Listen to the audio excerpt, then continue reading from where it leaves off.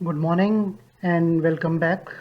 आज हम पवनों के दूसरे टॉपिक के साथ आपके साथ आए हैं, दूसरा भाग लेकर। Winds part 2। पहले पार्ट में हमने प्लैनेटरी विंड्स या सनातनी या ग्रही पवनों के बारे में अध्ययन किया था कि पवन कैसे चलती हैं उच्च दाब से निम्न दाब की तरफ में। पवनों का जो पेटियों के बीच में गति होती है उसके बारे में हमने, और विभिन्न पवन की जो पवनें हैं सनातनी, उनके बारे में अध्ययन किया। आज जो हम पढ़ेंगे वो है मानसूनी पवन, दूसरी कैटेगरी। पहली कैटेगरी हम उस पहले व्याख्यान में कर चुके, आज दूसरी कैटेगरी से शुरू करेंगे। वो है मानसूनी पवनें, और हम स्थानीय पवनों के बारे में। स्थानीय जो सामयिक पवनें जो समय के अकॉर्डिंग स्थानीय चलती हैं, जैसे समुद्र के किनारे जो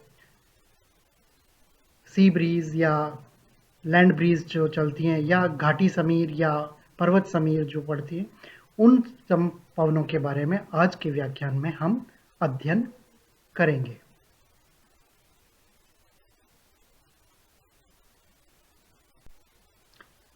तो दूसरा है, ये पहली कैटेगरी चल रही थी आपकी सनातनी या ग्रही पवनें। दूसरी है मौसमी या मानसूनी पवनें। मानसून शब्द अरबी भाषा के मौसम से बना है, जिसका तात्पर्य मौसम या ऋतु से है। इस शब्द का प्रयोग सबसे पहले अरब सागर पर बहने वाली हवाओं के लिए किया गया था, जिनकी दिशा वर्ष में 2 बार गर्मियों और सर्दियों पूर्णतः बदल जाती है। उपोष्ण कटिबंध के कुछ महाद्वीपीय भाग ऐसे हैं जहां वायुदाब व्यवस्था मौसम के अनुसार पूरी तरह बदल जाती है, अतः वायु दिशा भी उसी आधार पर बदल जाती है। मानसूनी हवाओं की दिशा परिवर्तन ही एकमात्र विशेषता नहीं है। सामान्य रूप में मानसूनी हवाएं धरातल की संवहनीय क्रम है, जिनकी उत्पत्ति स्थल तथा जल के विपरीत स्वभाव तथा ताप या भिन्नता के कारण होती है। ऐसी दशा दक्षिणी एवं पूर्वी एशिया में विशेषतः पाई जाती है। दक्षिणी एशिया में विकसित इस व्यवस्था को उष्ण कटिबंधीय मानसून एवं चीन व निकटवर्ती भागों के ऊंचे अक्षांशों में विकसित व्यवस्था को शीतोष्ण कटिबंधीय मानसून कहते हैं। भारत में मानसून हवाएं ग्रीष्म में प्राय दक्षिण पश्चिम दिशा से और सर्दियों में उत्तर पूर्व से चलती हैं, जबकि चीन में ग्रीष्म काल में पूर्व से एवं शीतकाल में पश्चिम से चलती हैं। अतः जब भी पवनें समुद्र की ओर से चलती हैं, तब सारे प्रभावित प्रदेश में धरातल के अनुसार वर्षा हो जाती है। इसीलिए मानसूनी वर्षा को पार्वत्य या धरातलीय वर्षा भी कहते हैं। ये आप चित्र देखिए। पहला चित्र है आपका सर्दियों के मौसम का। इसमें पवन की जो दिशा है वो उत्तर पश्चिम की तरफ है, उत्तर से बहते नीचे की तरफ में आपको देखे पश्चिम की तरफ में आ रही है, और या उत्तर पूर्व से चल रही हैं ये पवनें, जबकि ग्रीष्म ऋतु के अंदर दक्षिण पश्चिम से ये उत्तर की तरफ में जा रही हैं। ये आपकी मानसूनी पवनें हैं। ऊपर की तरफ में आप देखें सर्दियों के मौसम में इस चित्र के अंदर H लिखा हुआ है, ये उच्च वायुदाब का क्षेत्र है। यहाँ से पवनें सागर की तरफ में बढ़ रही है। और दक्षिण ये ग्रीष्म ऋतु के अंदर आप देखिए ये तिब्बत वाला जो क्षेत्र है, इसके अंदर L लिखा हुआ है। इसका मतलब निम्न वायुदाब का क्षेत्र है, और निम्न वायुदाब के क्षेत्र में सागर से पवनें उठ रही हैं, मानसूनी हवाएं उठ रही हैं, जो पूरे भारतवर्ष पर बारिश करती हुई उस कम दबाव के क्षेत्र की तरफ में आगे बढ़ती हैं। मानसून पवनों का विकास। वर्तमान समय में मानसून पवनों के विकास या उत्पत्ति का आधार वायुदाब व्यवस्था में परिवर्तन एवं विक्षोभ मंडल की ऊपरी सीमा पर चलने वाली जेट स्ट्रीम पवनें माना जाता है। दूसरे विश्व युद्ध के पूर्व तक तापीय सिद्धांत को ही मुख्य माना जाता था।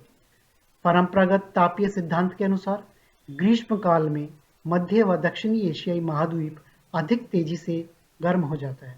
इसके प्रभाव से वहां मई महीने तक हिमालय के दक्षिण में, थार मरुस्थल में एवं चीन के पश्चिमी शुष्क बेसिनों में विशेष गर्मी के कारण सघन निम्न वायुदाब 995 मिलीबार से भी कम विकसित हो जाता है, जो कि विषुवत रेखा से भी कम होता है। यही नहीं, भारतीय उपमहाद्वीप से लेकर उपध्रुवीय मध्य साइबेरिया तक इसका विस्तार देखने को मिलता है। इसी के प्रभाव से दक्षिण में हिंद महासागर की ओर से दक्षिणी पश्चिमी मानसून एवं पूर्व में प्रशांत महासागर की ओर से पूर्वी मानसून निकटवर्ती स्थलखंडों भारत और चीन पर दूर दूर तक मध्यम से भारी वर्षा कर देते हैं। इसके विपरीत सर्दियों में उपयुक्त संपूर्ण एशियाई स्थलखंड में कठोर सर्दी पड़ने से उच्च वायुदाब की दशाएं विकसित हो जाती हैं। इसके प्रभाव से दक्षिण में उत्तर पूर्वी दिशा से एवं उत्तर में पश्चिमी दिशा से स्थल से सागर की ओर पवनें चलती हैं। आधुनिक मत जो है वह 20वीं शताब्दी में किए गए ऊपरी वायुमंडल और जेट स्ट्रीम प्रवाह के अध्ययन मोनेक्स अभियान, ये भारत और सोवियत वैज्ञानिकों का एक संयुक्त अभियान था। विशिष्ट संवेदनशील मौसम कंप्यूटर विश्लेषण केंद्रों की सहायता से की गई शोध आदि के अनुसार पर मानसून उत्पत्ति संबंधी कई नए निष्कर्ष निकाले जा चुके हैं। फ्लोन, रमन, कोटेश्वरम आदि विद्वानों की खोज भी इस दिशा में महत्वपूर्ण मानी जाती है। इन अध्ययनों से संपूर्ण मानसूनी प्रक्रिया को समझने में विशेष सहायता मिली है। अब ऊपरी जेट की गतिशीलता, उसका प्रभाव, मानसून आघात या ट्रफ का समय समय पर क्षेत्रीय विकास, तिब्बत की ओर जेट का विशेष प्रभाव जैसे कारकों को भी महत्वपूर्ण माना जाता है। इस दृष्टि से उष्णकटिबंधीय पूर्वी जेट तेज एवं अधोष्ण कटिबंधीय पश्चिमी जेट STWJ का अध्ययन विश्वसनीय बनता जा रहा है।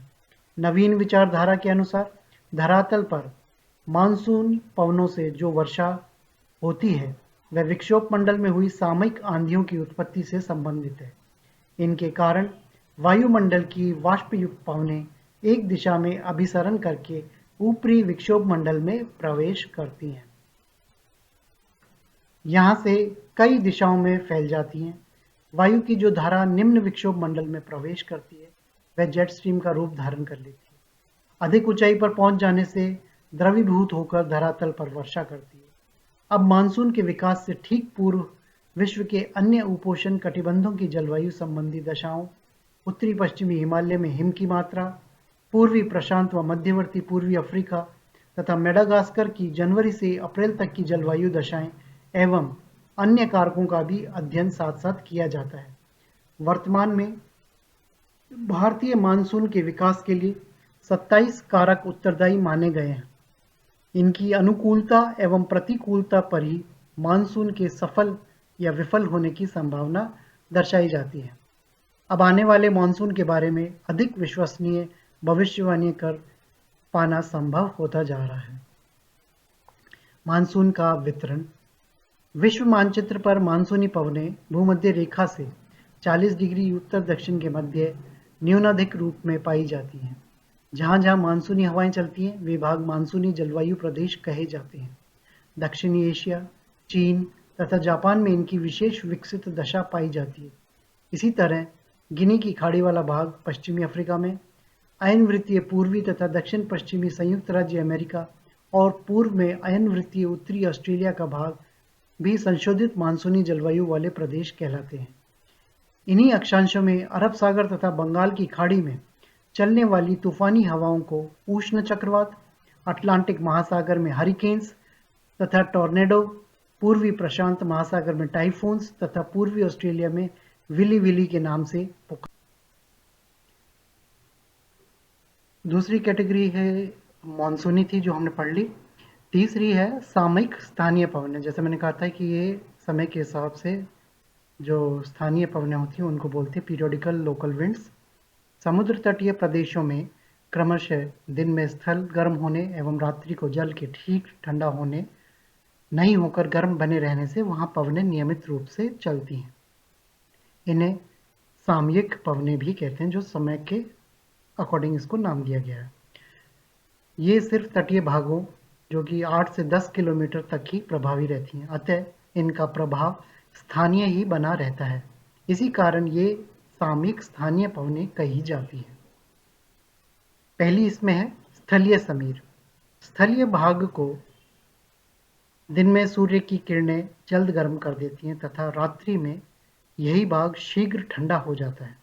इसी कारण स्थल की पवनें रात्रि में जल्दी ही ठंडी भी हो जाती हैं। रात्रि के समय जल्दी समुद्री जल अपेक्षाकृत गर्म रहता है। इसी तापीय भिन्नता के कारण रात्रि को स्थल से जल की ओर पवनें चलती हैं। इन पवनों को ही स्थलीय समीर कहते हैं। वायुमंडल में इनकी अधिक से अधिक ऊंचाई 100 मीटर तक ही मानी गई है। ये पवनें शुष्क होने से वर्षा नहीं करती हैं। ये जो चित्र है इसमें आप देखिए रात्रि का समय है और इसमें जब समुद्र का पानी पृथ्वी के या धरातल के वनस्पत गर्म होता है तो क्योंकि ज़मीन ठंडी हो जाती है और वहाँ पानी समुद्र गर्म होता है तो समुद्र की सतह से जो हवा उठती है वो गर्म हवा ऊपर की तरफ उठ के धरातल की तरफ चलती है और धरातल से ठंडी हवा इस रिक्तता को पूरी करने के लिए समुद्र की तरफ चलती है तो उसे हम स्थलीय समीर कहते हैं। दूसरा है सागरीय समीर। सागर की ओर से स्थल की ओर चलने वाली पवन को सागरीय समीर कहते हैं।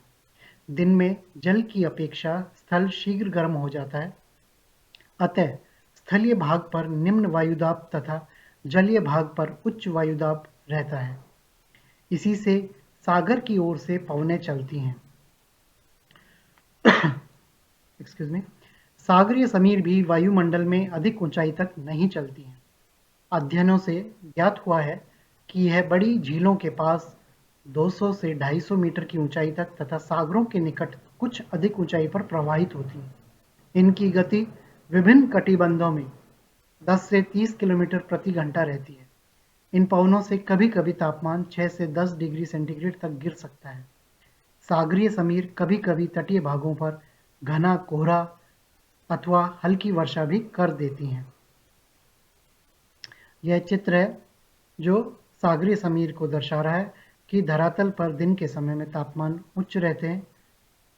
समुद्र की वनस्पत तो समुद्र से उठ ये जो सागर ये धरातल से गर्म हवाएं ऊपर उठती हैं और ये सागर की तरफ में मुड़ जाती हैं वहाँ पर क्योंकि ठंडा होता है मौसम और इस रिक्तता को भरने के लिए सागर से ठंडी हवाएं धरातल के ऊपर आ जाती हैं।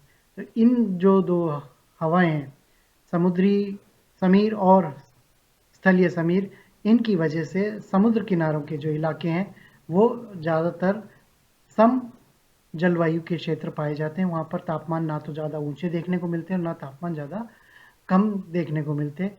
तो 12 महीने वहाँ पर तापमान जो है ऑलमोस्ट एक जैसा ही देखने को मिलता है। घाटी तथा पवन समीर ये इसकी तीसरी कैटेगरी है। पर्वत तथा घाटी समीर भी जलीय तथा स्थलीय पवनों की तरह सामयिक एवं लघु क्षेत्रीय पवनें होती हैं। यह भी दैनिक वायुभार में स्थानीय परिवर्तन के कारण चला करती हैं। दिन में सूर्य की किरणों से गर्म होकर पर्वत घाटियों की हल्की हवाएं ऊपर चोटियों तक पहुंचती हैं। इन्हें घाटी समीर कहते हैं। यही हवाएं रात्रि के समय ठंडी और भारी होकर धीरे धीरे पर्वतों की ढालों के सहारे नीचे घाटियों में एकत्रित हो जाती हैं। इन्हें पर्वत समीर कहते हैं। ऐसी हवाओं के प्रभाव से ही ताप विलोमता विकसित होती है। रात्रि में जहां घाटी की तली में पाले की स्थिति रहती है वहीं ऊपरी भाग में तापमान अधिक रहता है। इस प्रकार की पवनों का उदाहरण आल्प्स पर्वत की घाटियों में एवं शीतोष्ण प्रदेशों में 35 डिग्री से 50 डिग्री अक्षांशों के मध्य अधिक मिलता है। भारत में हिमाचल प्रदेश में ऐसी दशाएं विकसित होती देखी गई हैं। अब ये चित्र देखिए। पहले चित्र के अंदर रात्रि का समय दिखाया है। इसमें कैटाबॉलिक हवाएं जो कि पर्वतीय समीर है वो पर्वत क्योंकि ऊपर का जो भाग है वो गर्म होता है, वनस्पत नीचे का ठंडा भाग होता है तो वहाँ से हवाएं नीचे की तरफ में सरकने क्योंकि पर्वत ठंडा हो जाता है और उस हवाएं ठंडी होकर वो नीचे की तरफ में बैठने लग जाती हैं।